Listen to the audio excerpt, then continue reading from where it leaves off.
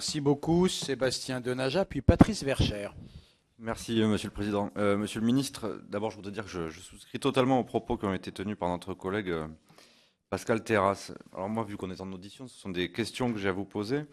Première question, est-il possible d'envisager, comme cela, je crois, est venu dans les discussions au Sénat, d'ailleurs notamment de la part de notre collègue Alain Richard, d'imaginer pour l'élection des conseillers intercommunaux, plutôt que les délégués communautaires, et là je rejoins Pascal Poplin, de disjoindre la liste des conseillers municipaux de celle des conseillers, des futurs conseillers intercommunaux. Deuxième question, concernant le binôme départemental.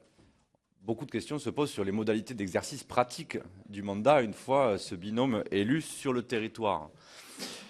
Est-ce que pour faciliter l'exercice de ce mandat, du binôme départemental, et permettre surtout, comme ça a été relevé, de permettre aux acteurs locaux de bien identifier qui est leur interlocuteur et aussi à nos concitoyens, est-ce qu'il serait possible d'envisager de définir pour chaque canton, à l'intérieur de chaque canton, 2 aires géographiques infradépartementales pour qu'in fine les membres du binôme, bien qu'élus ensemble, représenteraient finalement distinctement des territoires donc infracantonaux.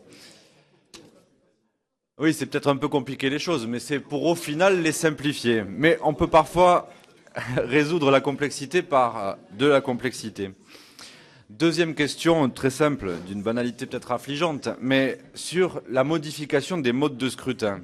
Ça va impliquer des changements importants, notamment pour les petites communes, et modifier des habitudes de très nombreux de nos concitoyens qui s'étaient habitués au charme du panachage et du raturage.